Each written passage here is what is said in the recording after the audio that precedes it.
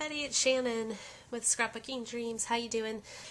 What I want to make today is just a card for my hubby, just a sweet card just to let him know I'm thinking of him. Our wedding was black and red, and roses were our theme. So I have this beautiful rose stamp here from Victorine Originals. I'm just using some cardstock just from, one of those inexpensive packs from Michaels, AC Moore, that type of thing. I'm using Close to My Heart markers, and we're going to be using some red and black ribbon from Doodlebug. So let's go ahead and get started. First thing we're going to do is, this is a sheet of paper. I had taken an 8.5 by 11 piece of white cardstock and cut it in half. And then when you fold this in half, it gives you a perfect size card. This is actually 5.5 by 4.25. And I'm just using a bone folder. I'm actually going to make this card in this layout. So let's set that aside. What we're going to do right now is I'm going to show you how we're going to stamp this. Now, I didn't get out a bigger block, so I'm just going to put this stamp sideways on this block, which is fine. It doesn't affect the way it stamps at all. We're going to be stamping that down on this piece of cardstock in a minute. But what I wanted to show you, and one of my last videos just had this too, but instead of stamping it in black, which I could do, I could stamp it in black and then color in everything, I'm going to go ahead and just use some markers to color it in. So what you're going to want to do, let's see, I'm using Cranberry, Pepperwood, and New England Ivy from Close to My Heart. These are brush tip markers. They're nice. They also have a writing tip on them. But I'm going to use the brush tip side. What I'm going to go ahead and do is just use the brush tip side of the marker, and I'm just going to color the stamp image in. This takes a little bit longer than when you use a stamp pad, but it doesn't take too much longer, and I actually find that I really enjoy it. Of course, I always loved coloring when I was a little girl, so maybe this is how I get to carry on that tradition. My kids are too old now to want to sit down and color, but I don't know about you, maybe I'm weird, but when I was little, my friends and I, we used to have coloring contests. When we would have slumber parties, we would try to see how many pages we could color in one night before we fell asleep. It was actually fun. It was a good memory. Okay, now I have the rose colored in. I'm going to go ahead and use my New England Ivy to color in the leaves. Alright, now I have the green done, and we're just going to go ahead and do the brown stem. And I'll be back in just a minute when I'm finished.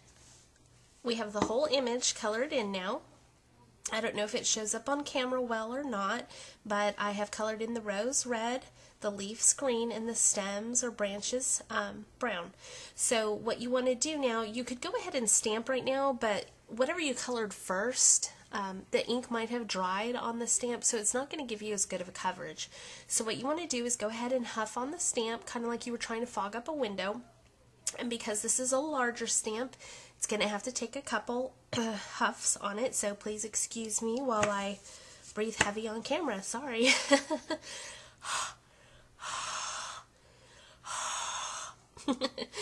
Okay, we should be ready to go. I'm going to just go ahead and put this on my paper here. I'm just going to give it nice, even pressure. And I'm going to hope that I didn't take too long between huffing on it and stamping it. So again, just nice, firm pressure. And we're going to see, it looks perfect. Okay, we went ahead and stamped it. It looks beautiful. I did it a little tiny bit crooked because I wasn't paying attention, but you know what? I don't care. It doesn't have to be perfect, and it's a beautiful image. What I'm going to do is I'm going to go ahead and use some stamp pads just to kind of add a little more color. I'm going to use Cranberry right here, which matches the marker that I did, and I'm just going to daub some color. These are sponge daubers. I think these came from Close to My Heart, but I think you can get them from Michaels, AC Moore, Hobby Lobby, any kind of store like that. So I've gone ahead and put some red ink on there, and it does not have to be perfect. Now we're going to do the New England ivy, which is our green. This is a little bit trickier because the leaves are smaller, but you know, I'm just going to do my best, and if it goes over or outside of the lines, that's okay. It doesn't have to be perfect. We finished doing that. Let's go ahead and assemble the card. The black we're going to be using is 5 1/4 by 4, and the red measures 5 by 3 3/4. So let's just go ahead. Now I'm going to use my ATG gun. I'm going to apply some adhesive to this. Oops. Alright, let's go ahead and stick the black down first. Then we'll add some adhesive to our red. ATG gun ran out of tape, so I switched. Sorry about that. We're going to go ahead and put the red down. Alright, now we're going to go ahead and put our rose down.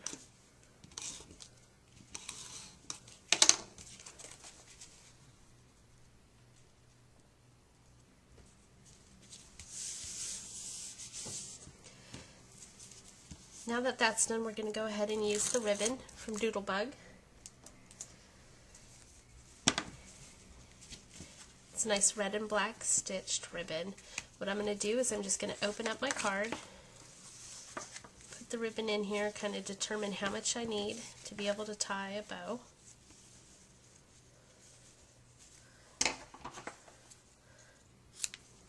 Cut it off, move that out of the way.